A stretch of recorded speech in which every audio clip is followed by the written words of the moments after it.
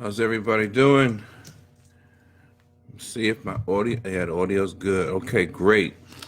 Listen, I know it's been a minute that I haven't done a Facebook Live, but we're doing one today because as we prepare for the new year, I think there's some things we all can benefit from, some things we all can and should have top of mind.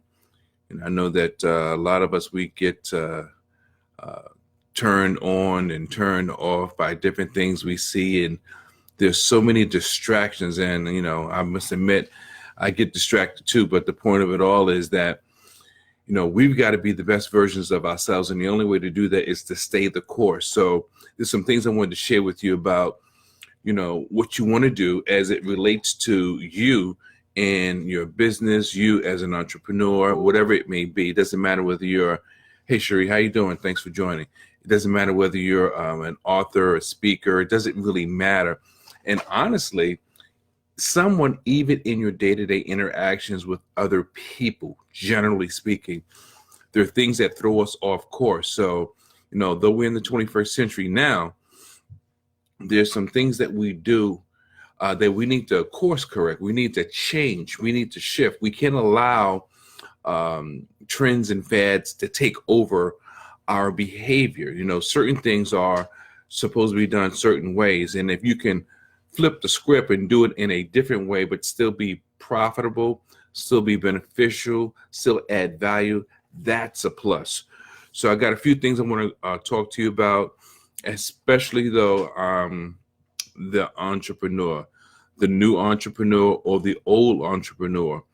The new entrepreneur, because you haven't seen a lot of the foundation of how business runs. The old entrepreneur, because you may think that the way you've been doing things is the only way you're going to continue doing things, and you want to be successful doing that. It doesn't always work that way. Sometimes you have to tweak things, and you have to look at best practices. Yo, what's up, Kerm? How you doing, man? Hey, Tam, how you doing? Thanks for joining. So the point is, I did a post earlier this week. I said you have to learn how to carry your weight. Carrying your weight is really, really important. It's important even if you're not in business. Your word is your bond. And if your word doesn't carry any weight, how do you expect someone to respect you or appreciate you? Especially if you're in business. If you say you're going to do something, you've got to do it. It doesn't matter what else is going on that you're trying to give your attention to. If I have an agreement with you, I'm expecting you to carry out your end of the bargain. And I'm sure you're expecting me to carry out my end of the bargain. That's what the post was about. So, carrying your weight, I'm telling you, it just makes people see you in a totally different manner. They have a different respect for you. They know you're reliable. They know you're not wishy-washy, and you would be surprised, as tough as it may be sometimes, to just stick it out and do what you say when circumstances come at you. You must carry your weight if you want to be seen as a professional, or as we say in the streets, as a stand-up guy. So that's important. All right, but that's not really, hey Sabrina, thanks for joining in. That's not really the ultimate purpose of the talk, but it's something that I know that adds to what I want to share with you today. Okay, so I talked about the carrying your weight in societies or traditions, norms, and fads. Now, look, some of us are baby boomers. I know some of us are millennials and all the rest of that. But you have to be very careful as you're trying to follow trends. Trends come and trends go. Same thing with fads. Tradition has its place in life, and tradition has its place in the marketplace, but sometimes it's tweaked. When it's tweaked, they call those best practices. No matter what you do, you must be up on best practices. And technology, we live in the era of technology and convenience. So you need to always stay on the cutting edge of technology and convenience as it relates to what you do, even in life. So authors, speakers, poets, whatever the thing is, you want to reach people, but you have to consider some of those things as far as What is technology doing? How do I reach people with technology? What are the trends? What are the fads? Are they feasible? These are things we have to have top of mind. And believe it or not, even though that's true and that's accurate, that's not even really what I want to pour on you. A lot of us are in business and we don't know how to be in business. That's the real deal. That's what I really want to talk to you about today. And it's not rocket science. It's not difficult. It's not something astronomical. Some of these things are going back to old school lessons. The golden rule, for example, treat people the way you want to be treated. If you don't have anything good to say, don't say anything at all. These things are not things that are unattainable. These things many of us have grown up with. So as it relates to business, you must understand how important it is. Number one, write this down. Be on time. You've got to be on time. And being on time doesn't mean showing up when the event starts. Being on time means you want to be there before your event or someone's event starts, so that one, if you're attending someone's event, you want to have access to a good seat. You want to be able to digress from your trip getting there, even if it's not far. You want to be comfortable. You want to know where the restrooms are. You want to know and get all the, pins and tools and resources and, know what's going on. But you want to calm yourself so that you can really appreciate the purpose for you being there. Even if it's a concert, it doesn't matter. Why get there as soon as the concert's supposed to start? It just doesn't make sense. Now you have to step over other people to get to your seat because now you didn't check your coat, but everyone else is seated and the concert or the performance has started. Doesn't matter. Excuse me. It doesn't matter whether it's a musical performance. It doesn't matter whether it's a play. Be on time. Now, as it relates to business, I tell people all the time, I don't care if nobody shows up on time. If it's my event, I'm going to be early and I'm going to be on time, all in one, because I have to set up, I have to prepare. I even have to digress from my trip, getting from my starting point to the event. It's so important. It's amazing how people show up late and then they show up with an attitude when they can't get what they want. Have you ever noticed that? Hey, thanks for joining the call. Oh, is that Alicia? Dr. Alicia, hey, good to see you. Hey, Aaron, what's going on, man? Good to see you as well. I think I already gave you a shout out, Kermit, but thanks, man. Definitely appreciate you being there for sure. But being on time is, if you can't be on time, you can't be in business. And if you can't be on time, you probably won't get the opportunities in life that life is offering you or things that are open for you. That's number one. Write that down if you didn't. Be on time. Number two, follow the rules, folks. Now, if you're not the corporate CEO, if you're not the one that's orchestrating things, you need to follow the rules. And guess what? Even if you are the CEO, you need to follow the rules because you need to set the mark. You need to show people how it's supposed to be done.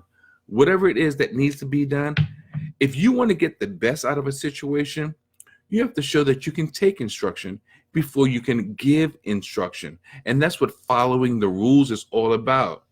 15 minutes early. I know, Oren, that's right. You're right on that, man. But you have to follow the rules.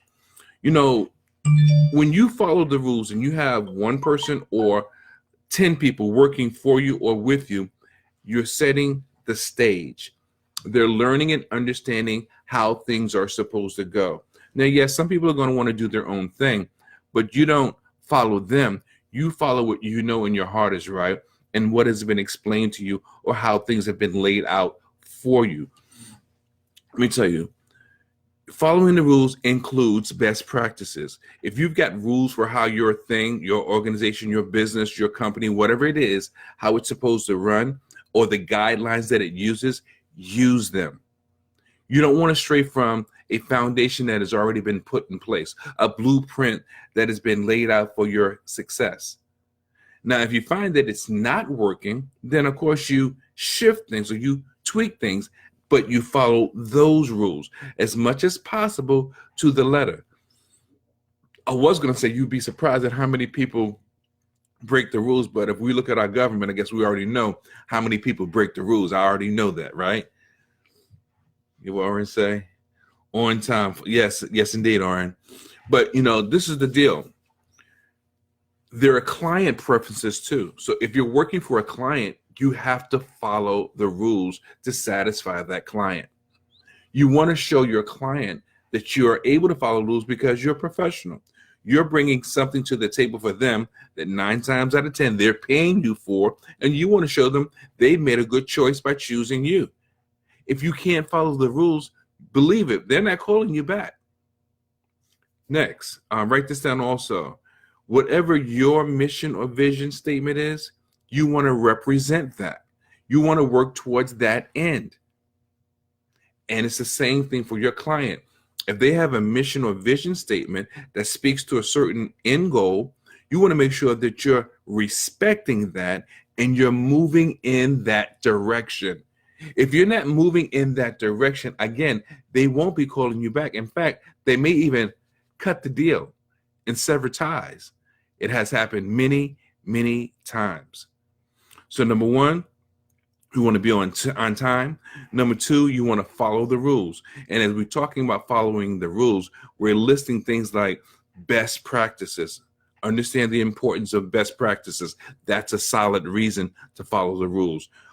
Client preferences. That's a solid reason for following the rules. Mission and vision statements, honoring those things. That's a good reason for following the rules. Now we're going to move on to the next thing. Attitude. You can't do one of the first two and be full of attitude. You can't do one of the first two wrong and then be full of attitude. You have to have the right attitude. The attitude for business, the attitude for other people. And I'm telling you what I know. I'm telling you what I've seen. I've seen it online and I've seen it in real time. And once again, I don't have to probably remind you, if you look at our government structure, that's very questionable in many cases across the board, not just at the top, but on all levels across the country. So the right attitude, you want to have a business sense. Hey, Jill, what'd you say? Thanks for joining. Jill says, first, you have to learn the rules of the organization. Hopefully you will get that info before you. So absolutely, Jill. Absolutely. If you don't know how the organization runs, you're not going to have a successful opportunity of working with them and producing the results that they want. But business-wise, as far as attitude, you have to think business-wise. Would you want your organization to bring on someone that does things, as they say, willy-nilly, all crazy, all loose and goosey? No, there's a certain structure. So you want people to present themselves professionally. You want them to keep the other things that we've discussed in mind as they're moving forward. That's what being in business is about. And that's how relationships are developed, nurtured, and created, and they become long-lasting and long-standing relationships. And sometimes those business relationships turn into friendships because it's a win-win for both parties. Hey, Laverne, good to see you. Hey, how you doing? What's up, Tina? In addition to thinking business-wise and being business-wise, part of the attitude is about the customer service. You can't discount people or discard people. You have to have a mindset of being customer service oriented. It doesn't matter whether you're the business owner bringing someone on your platform or you're going to be hired by someone. You still have to have a customer service mindset. And who are your customers? It's everyone. In fact, you know what? Well, I've already put it out, so I'm just going to say it. Your customers are everyone that crosses your path. Literally. It could be the business owner. It could be one of his employees. It could be a customer of that person. They are also your customer if they're crossing your path. So in other words, you want to treat people with respect. And this is why I say it goes back to the old school, the golden rule. Now, this is not a trend or a fad. They don't say it as much as they used to, but the bottom line is treat people the way you want to be treated. And if you don't have anything kind or nice to say, don't say anything at all. Keep it to yourself. especially as it relates to doing business. That's a fact, folks. That's not an idea or something you might want to consider. No, that is a fact. If you treat someone's customers bad or someone's employees bad, they don't want you there. Now, on the flip side, if you are the person that's in charge, it goes for you too. It works both ways. It's a universal law that today so many people overlook because they have their own agenda. They don't feel that they have to level up to a certain expectation in life. And they are so wrong. You may not feel like it, but you got to give it anyway. So you have to have that customer service mindset as it relates to attitude. And then here's another thing, write this down. Don't be entitled. You need to take that air of entitlement and toss it. It's not going to work for you.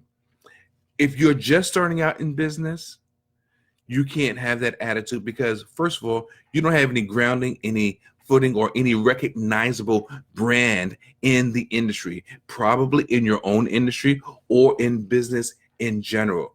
So the sense of entitlement, I'm the boss, means nothing if you don't have any customers, if you don't have any business, if you're not doing anything, if you're not known. Now, on the flip side, if someone is bringing you to their platform or hiring you, you can't have the attitude, well, I speak first. Well, I want this and I want that. You don't know all of the parameters that's going on around that person's event or that job opportunity for you. So sometimes good things come to those who not only wait, but who are patient and who are understanding. What's for you is for you. And sometimes that goes beyond an agreement. So I want you to understand that is very, very, very key. You can't have an attitude of entitlement when you're doing business or from either side.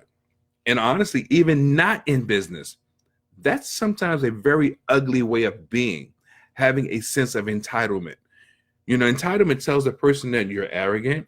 It may tell a person that you're needy. It may tell a person, it's an indication of where your self-esteem really is. You're ego-oriented or ego-focused, and it's all about you. That doesn't work today. There are too many people able to do the same thing you can do, and maybe even better. So you want to get rid of that sense of entitlement. And I know as the new year is coming on upon us, many of us are making resolutions. I say, don't make a New Year's resolution. Don't do it. Just start now. And if you can't start now, create a New Year's solution, not resolution, because resolutions have been proven to only last maybe 90 days, maybe a couple of months. But the point is, don't make a resolution, make a solution. Just create the solution. You know, they say that when you say something out your mouth and you write it down, there's a connection with your thoughts, your words, and your ideas, or whatever it may be. When it's coming from you directly, it's hard to ignore that. And when it's written and you have written it and it's your thoughts, it's like it's hard to say, I didn't know that. You know, it's like making a commitment, and you can't abandon that commitment so easily because sort of guilt settles in, a discomfort settles in because you already know the answer and you're abandoning what you know is true. Just like when you say, okay, I'm going to go to the gym, and you've said the words to your friend, but you've never shown up. And now you see the Planet Fitness commercial and you're like, oh man, you don't want to see that. You change the channel, or you look away, or you decide to go to the restroom. Point is, make a New Year's solution for you. And if you are trying to be in business, be honest with yourself. Sometimes we don't feel like it. I don't feel like it a lot of times, honestly. But I've come too far to, walk away from what I've done and what I've built. And I have to keep going. As I'm building towards the next year, I'm doing all the things I need to do. I have to do the same things that I'm speaking about. I have to have the right attitude. I have to be aware of best practices. I have to have that customer service mindset. I have to be on time. We got to show up and be on time. Showing up is important, but showing up on time is more important. So, as we wrap this up, I just want to hit you with the summary of what we've discussed. We're talking about trends and fads and how they're not always smart to just follow them. Thanks, Sharon. I know your conference is going good. Proud of you. Keep doing what you're doing. Hey, Kim Yon, the Diamond Coach. Good to see you there as well. Let me read some of these comments. Oren said, be on time, follow the rules, have the right attitude. You're absolutely right, sir. Absolutely. And Jill said, remember to dress conservatively, very professionally. I didn't even mention that. You know, now that you've written that, Jill, let me just speak to that briefly before we summarize. Showing up is important. Showing up on time is more important. Having the right attitude is important. Absolutely. But you know what? You will look very, very ugly if you don't look the part. If you don't speak the part, sound the part. So you want to dress appropriately. That's for men and women. And on women, you know, there's different styles that maybe you like, but you want to dress conservatively. You don't want to overdress or underdress. For women, you don't want the attention on you for the wrong reason. I get it. You know, women have curves and men love curves, no doubt. But if you're conducting business, you don't want your body to be a distraction. You want your mind to be the attraction. That's tweetable. You don't want your body to be a distraction. You want your mind to be an attraction. Okay? And again, know your audience. When you know your audience, you know how much to dress up, how sharp. Do you just go business or do you go formal? You know, is it okay to do the open collar jacket thing for guys? You know your audience. And if it's part of your brand and they're coming to you, you probably already have the look that they want. So you're set there. So, hey, son, good to see you, CJ. So look, this is the deal. I want to talk to you about the summary and then we're out because I know you got things to do because I've got things to do. Today we talked about the fads and the trends, how you don't always have to go for the fads and the trends. Fads and trends, they come and go. And honestly, I'm a boomer. You know, I'm a millennial trapped in a boomer's body. I've been saying it for a minute because it's true. You know, I think like a boomer. I think traditional. And then sometimes I don't. Because I think a lot of those old wives' tales and things I was taught as I grew up, I don't think a lot of them are true. And I don't think they hold they don't hold ground today. They just don't, in my opinion. And I know a lot of boomers and traditionals look at me like, you got to be kidding me. How can you say that? Well, I've learned, look, Maya Angelou said, when you know better, you do better. Things I was taught when I grew up, I learned that they were not true as I got older. So why should I still hold on to those things? You know, like you got to beat your kids. Maybe sometimes, okay. But not necessarily. There's other ways of getting the results you want. Nothing and nobody is perfect, but you can't live your life based on everything someone has said if it's not proven, or yet even still if it does not work for you. So whether it's a fad, a trend, or tradition, that doesn't mean that's going to work for you. You have to find out what truly works to you. And what's the saying? To thine own self be true. Why live your life doing something that doesn't work for you? That doesn't make sense. So that's what I decided. I wasn't going to live based on traditions and trends just because they were out there. I don't agree with it and I don't believe it. I don't care who says what. You can do your thing, but that doesn't necessarily mean I'm going to do that. For the most part, I dance to my own beat, but I do keep certain traditional principles and foundations near to my heart because that is the basis of business and that is the basis of living life. Things come in that have improved the way we do things. You have to recognize that. I know so many people, oh, I don't want no smartphone. Oh, it's just too busy. Get a smartphone, but use it for what you need it for. You don't have to put everything down just because you don't want it. Life is going to change with you or without you. Either you get on board or you get steamrolled over. That's just how it is. And if you want to know what's going on, you better keep up with the times. Doesn't mean you have to do everything that's going on, but you need to know what's going on. That's what's up. Know what I mean? Let me stop playing. But this is the real deal. We talked about the trends. We talked about being on time. Number one, I hope you wrote it down. We talked about following the rules, and there are many sub parts on following the rules. We talked about attitude, and we talked about entitlement. All those things are very pertinent in your success. And I don't mean monetary success. That's another topic for a different day. Success is measurable. We'll get into that. But if you really want to have success in life, you want to be on time, you want to follow the rules, you do not want to have a sense of entitlement, and you want to be aware of your attitude. So we'll talk about more things as we move on. I definitely want to thank you folks for your time. If you have any questions, please post them. If you have any additional comments, please post those. And I would love to be able to respond to your comments or your questions and share this out. If you know someone that needs to hear about this behavior and entitlement and all that, post it on their page, post it in a group you frequent. So with that being said, I'm going to check out. It's been a little bit longer than I wanted to. Just wanted to jump on and jump off because I got to get ready for my upcoming year. Hey, Roop, good to see you, man. Hope you can appreciate the replay. There's a lot of information here, but it's all real. It's all good, as we say. Radiate the brain, change the game.